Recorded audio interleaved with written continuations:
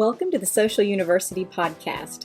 We are so glad you're joining us today because we want to help business owners, entrepreneurs, and people just like you who want to build their business online. Listen, if we can do it, you can do it. So let's go.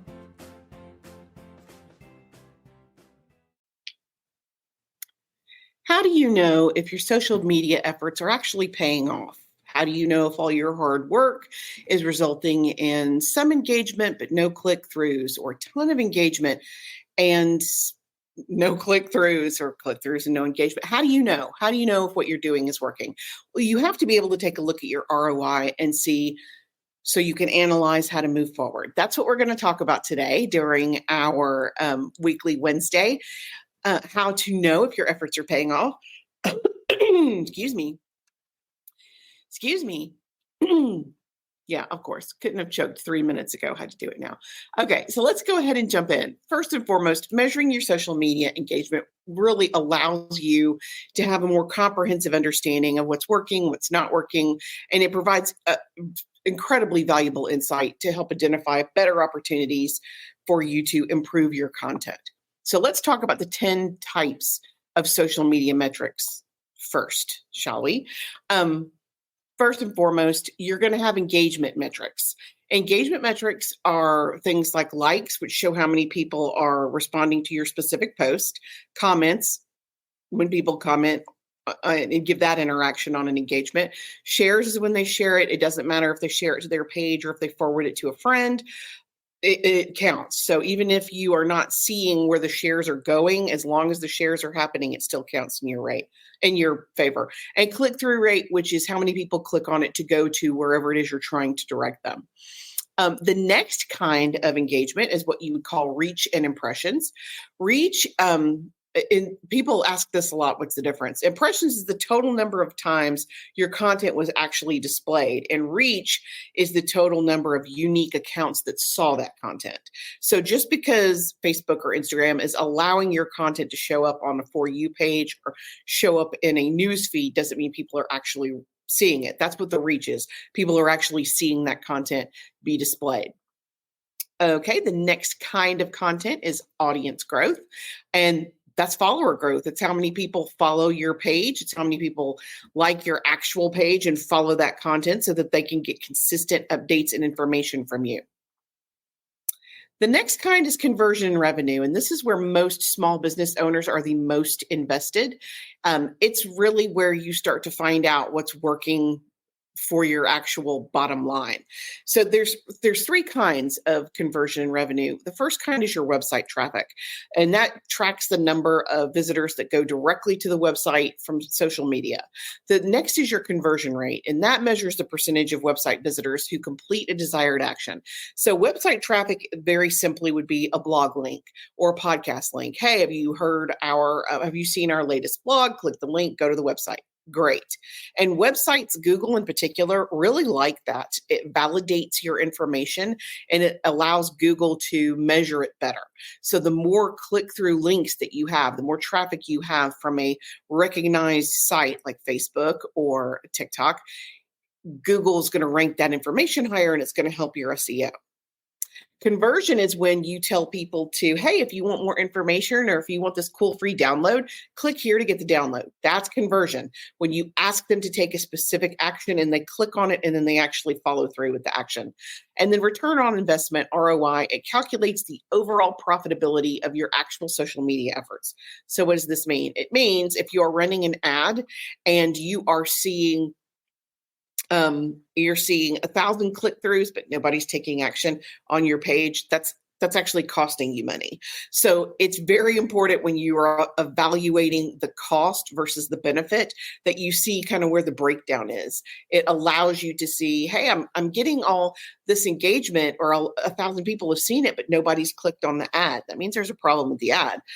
Or if 1,000 people have clicked through and nobody is responding on your page, it means there's a problem with the landing page. So evaluating that information allows you to know what's working and what's not working. And when you track these efforts, you really get the insights you need into your audience. It's going to tell you where they live. It's going to tell you if they're male or female, how old they are. You're going to get a ton of metrics if you just evaluate your own analytics. So let's talk about what's good engagement. first and foremost, you have average and you have good. So it varies tremendously based on the actual industry. But overall, it's probably lower than you think it is. So let me just kind of give you an idea. It also varies not only based on the industry, it varies based on the specific action you're taking on that platform. For example, an average engagement for Instagram posts is 1.09, but video content comes in at 2.25. So if you're going to take the time to post on Instagram, it would make the most sense for you to use video content because it's going to get the most engagement. That just makes sense, right?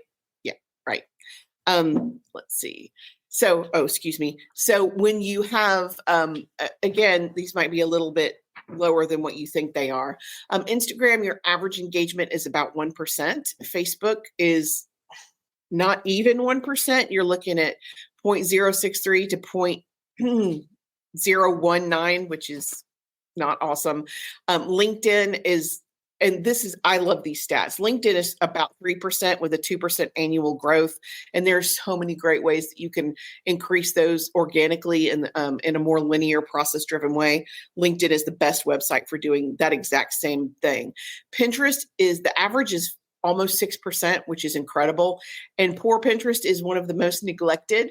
So I don't know why. You're going to get your biggest bang for your buck. We get great website traffic from Pinterest. It allows us to have a ton of traffic back to the website from our blog very consistently. YouTube is the highest at 6.2% for short format and almost 2%, 1.72 for long format videos. So short videos, we have grown our channel. When I very first started my channel, we only had a handful of followers. We have several hundred now, and it's all because of the short videos. We're getting our big hit from there. And TikTok is 2.5 or 2.65 for an average engagement rate of 4.07. So it's between 2.5 to 4%, which again is pretty high. So based on these average interactions, you might want to consider where you're putting your time and energy to get the best bang for your buck. YouTube and Pinterest are the highest, and then TikTok is right behind it. And it may come down to some of those follower metrics where you just have a larger audience. It's harder to garner attention there, but it is what it is. And Twitter is at the very bottom with 0.0. Well, it's not below Facebook, but 0.029. So I think it's important for you to know how much engagement is average so that you can tell if what you're doing is good. If you look at your Instagram account, and a lot of these accounts now have that block that comes up on the top of the screen and it says your average engagement is 3.5, and you think, yuck. Well, knowing that average is below 1%, if you're 3%, you're 3 times higher than the industry average for your industry. So that's a good thing. So yeah, you have to know the baseline so that you can know how to measure success. So now we're going to talk about which platforms, as a small business owner, which platforms can you use that will help you measure this information the most successfully. And there's a bunch. I do like free, so I do want to talk to you about free options as well as paid options, just because I feel like I like free. So Hootsuite's one of our favorites. It has some great strengths. It is very comprehensive. It offers social media management and analytics. The reports from Hootsuite are pretty comprehensive. It's user friendly. It's got a great dashboard. It has very clear visualization, and it's best for business managing multiple accounts. So if you have an account on Instagram and Facebook and YouTube and LinkedIn, you can get the whole overview on Hootsuite, which is great. It also allows you to schedule a lot of that information from there. And there's a free version, there's a paid version, but there's a free version too. Sprout Social is another tool. Some of its best strengths are strong focus on customer service and customer care. They're big on customer engagement metrics, and they offer a very in-depth analysis and reporting. Now, you may not need all of the in-depth part, but it's there if you're into that, and if that's something you need to know, it's there. It is really best for businesses who are prioritizing customer relationships so that they can dig deep into their customer, their client avatar, and figure out who that is to grow their community. Buffer is another one. And if you don't know, if you need any information, Buffer and all of these that I'm listing have some of the best blogs and some of the best research information, just outstanding.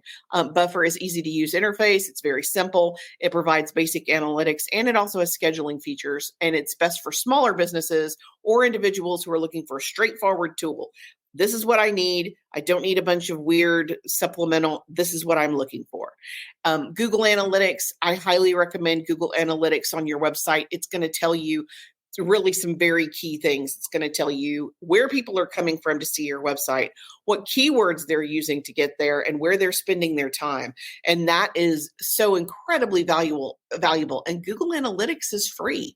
Why in the world would you pass it up if it's free? Why wouldn't you have Google Analytics on your website? It's seamless, integrates seamlessly with other Google tools, obviously, because it's Google. And it has very in-depth website traffic. It's best for understanding how your social media is driving your traffic and your conversions. And then where are people going on your website when they get there? Bounce rate's incredible. It tells you if somebody is going to your landing page and they're only staying for 2 seconds, something is very wrong with the landing page. It tells you which pages they're looking at so you can focus more on those pages for the best results. And then native platform insights. And that's just when you're getting the information directly from the platform itself. I've said many times, Facebook, Meta in particular, doesn't love other people playing in their sandbox. They do not love third-party integration for analytics and other tools. They like it when you go through Meta. And you would think this in the year of our Lord 2024, it would be less clunky and easier to manage, and you would be incorrect. So I understand that Meta can be a challenge and that using another tool, it just makes the information easier to see. And I mean, even if you go and you look at your insights, some of it is just so convoluted, it's difficult to interpret. So now, your information on Instagram, those reports are easy to understand, easy to see. YouTube sends you a report. Google sends you a report. LinkedIn, you have a dashboard. A lot of these, if you're in the native platform, they're really easy to see. Meta's still kind of, to be fair, it's still kind of clunky. It is good if you just want a quick overview, like if you just want a quick, hey, which post is doing the best? Oh, that one. Okay. But it's, again, kind of clunky, but it is always an option if you want to pull manual insights for yourself. Of course, it is always available to you.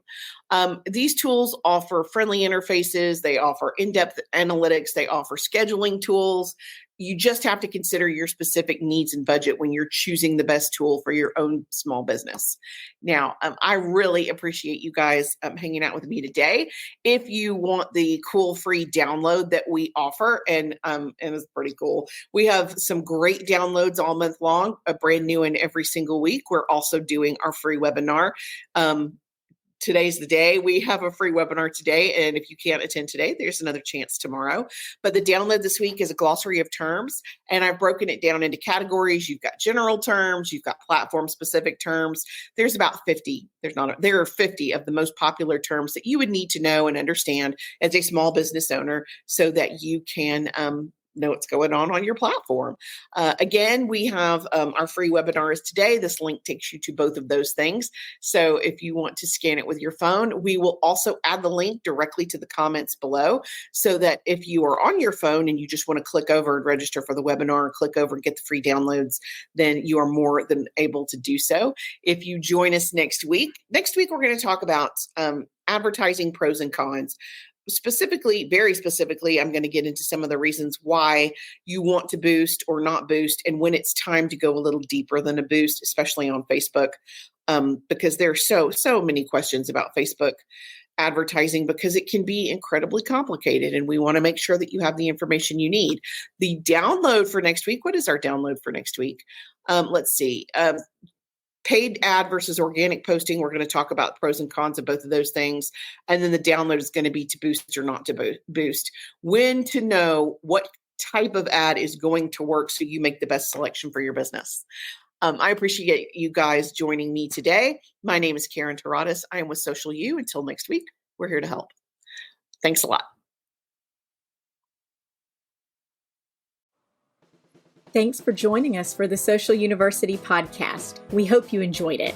Be sure to follow us on all of our social media at Stay Social U. That's the letter U. And we will talk to you next week.